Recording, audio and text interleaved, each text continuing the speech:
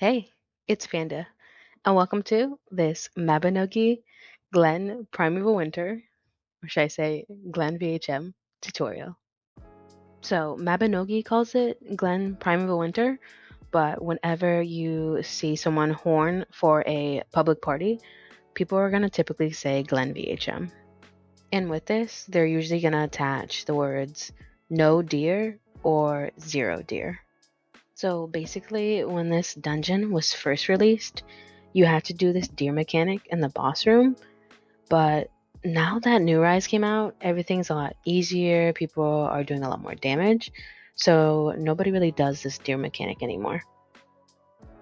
So when you go to the dungeon guide, you might be wondering, where is Glen Primeval Winter? Well, that's going to fall under Glen Normal. So it's either you do 3 Glen Normal runs or 3 Glen Primeval Winter runs to satisfy the 3 runs here. And then Glen Basic is on a different run count. So always make sure you're also doing Glen Basic every week as well. Also, I just want to note you can definitely do way more than 3 runs per week. You can talk to this NPC right here and you can buy additional passes. They do get more pricier when you buy more. And then you can also go to your guild hall and talk to the NPC in there, and you can also buy an additional pass for 6,000 guild points. For Glen VHM now, I'm pretty much just doing 4P, but when you do public parties, they're going to try to enter with 8 usually, and the mechanics don't change otherwise. Whether you have 4 people, 2 people, 8 people, still going to be the same. And then when you enter, everyone's going to get their buffs. You're going to get your Vivace, BFO, whatever you need. And then after that, everyone will go to a side. Me personally, I've always liked being on day side, but whenever I run with people typically seem to like running on the night side more.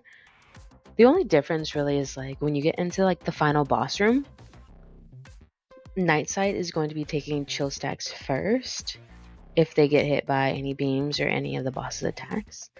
So that's kind of why I like day side better, but totally up to you. This first room, you basically just damage the boss to 95%, and then we will then warp to each of our own sides. The first thing I like to do is link up with one of my strongest pets. The first wave here is super chill. You're just going to be killing mobs to fuel up the bar on the bottom. So right now we're technically just doing Glen Normal at this moment. In order to proc Glen VHM, you need to have both sides kill 2 deer. And by killing a deer is how you get those firewood or embers in the top right. So if you're on day side, whenever you kill a deer, you're going to be getting a firewood. If you're on night side, whenever you kill a deer, you'll be getting a ember. In order to see the option for VHM when you get to the 3rd room, each side in the top right will need to have at least 2 firewood and 2 embers. If you don't have 2, say if day side only has 1 firewood, you won't be able to do VHM. For this second wave or phase of this first room, all you need to do is damage the plants to contribute to the bar on the bottom. I tested a lot of times and I'm not sure if like New Rise affected this, but I guess carnivorous plants do 25% to the bar and man-eating plants now do only 18% to the bar. So I guess now we want to focus on killing the carnivorous plants only. Yeah, so I don't know if this is like a bug or what happened there, but yeah. But say if you do want to kill man-eating plant, in order to kill man-eating plant, both sides need to attack it in order to damage it. So if you see ones, that means the other side is not attacking it with you. So for this second room, there are 4 different room types you can get, but per run, you're only going to be seeing 2 of those 4. For this first room, we get dogs. So basically what happens is we are going to damage the mobs to 50%, and at 50%, dogs will spawn. Since I'm on day side in this run, I'll be pushing the dogs with a night symbol above their heads to any of the 4 corners of the room, and then hitting them into the circle to send them over to the other side. Meanwhile, the other side is doing the same thing, except they're sending over day side dogs to us. In order to fuel up the bar, all we gotta do is kill the dogs of our side symbol above their heads.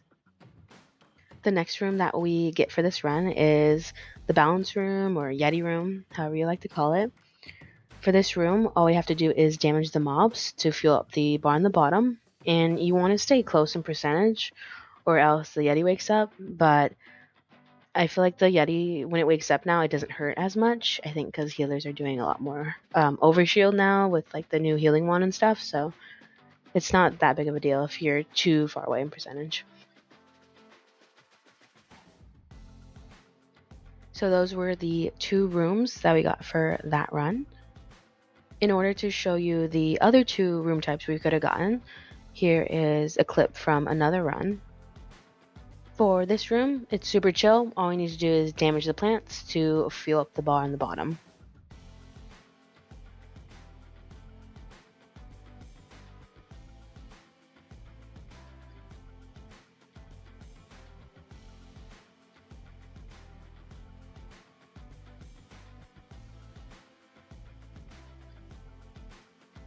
The 4th and final room type is cats. All we gotta do is damage the cats with our side symbol above their heads to fuel up the bar on the bottom. So now that we get to this 3rd room here, if you look in the top right and you don't see that you have 2 firewoods and 2 embers, that means you're going to have to restart, because when you hit the brazier after you do the Yeti, there's not going to be an option to proc Glen VHM. So just make sure you're always looking at the top right, that you have those 2 firewoods and 2 embers. The first wave in this room is just damaging mobs to fuel up the bar on the bottom.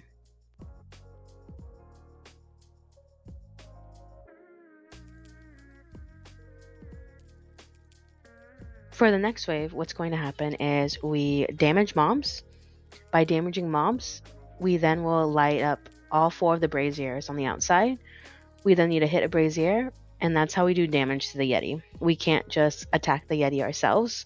We have to hit a brazier in order to do damage to the Yeti.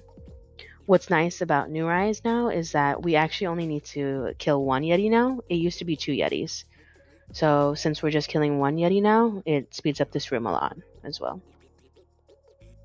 Also, I feel like the Yeti doesn't do as much damage when it rolls you anymore, because you saw me get rolled in the beginning of this room, and I feel like before New Rise, that would put you in like deadly, but now we're just kind of like vibing, you know?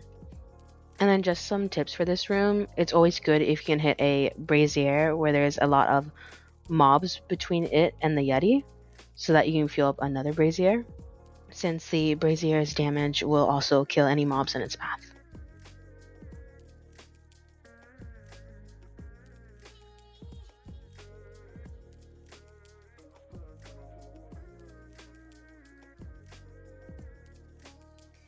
And then here, what you want to do is have 1 person in the party click on the brazier, and you're going to want to make sure you are clicking the burn all option. That is how you enter Glen VHM. So here, nobody really knows, I think, like what happened. Like an update came out, and then all of a sudden for Glen VHM, we don't need to do the brazier mechanic that we used to do here. All we have to do is just chill out the barrier, and then we just wait for each side to take turns damaging the barrier, and then we damage it together. And then after we destroy the barrier together, we are going to be warped into the gray world. So if you need to, you can take a potion now, because once you enter the gray world, you can't take a potion. And then once you enter this room, you're going to want to make sure you are debuffing right away. You will then damage the unfinished reverie down to 10%, and then everyone will then warp into the final boss room. And then when Cailleach spawns, any of her attacks will give you chill stacks. So this is why it's nice to have a Harmonic Saint when you run.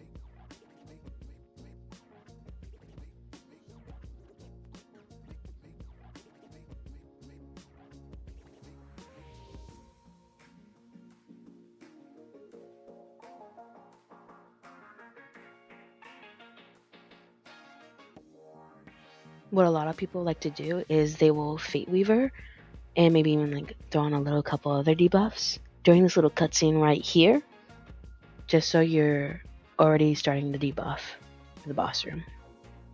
So here is why I like being on day side, because once we go into the boss room, since I'm on day, I don't need to worry about any of the beams or any of the boss's attacks hitting me. But if you're on night side, you have to make sure you're dodging the beams and her attacks. And she has quite a big AoE hit range, because oftentimes you might think you're not going to get hit, but you end up getting hit. So if you're on night side, if you get hit by any of these things, you're going to be taking chill stacks. And I know it's super tempting, but do not step on those puddles of light, or else mobs are going to spawn and they're going to be annoying. At 80% is hit check, so what happens is the boss teleports to the middle of the room. You're going to want to use, say, wave the gun, or if you're DD, you just thunder it. And this is how you start spawning those 8 circles around her. You then are going to want to make sure you are going to your correct spot. If you're doing a public run, typically they just go by party number order. So say if you're number 6 in the party, you're going to want to make sure you're going to the number 6 spot. Say if somebody walks into your circle first and then you walk into that circle with them, that circle is going to disappear and then you're both probably are going to die. And if you fail this mechanic, your lifeline between you and your partner goes to 0%. At 70% is swords. It's important to note that swords drop on night side people first. A sword is going to fall from the sky and land on the ground. When it lands on the ground, it creates this ice puddle. You want to get in that ice puddle or get behind someone that did. If you aren't able to do either of those, you want to load up an iframe as quickly as possible.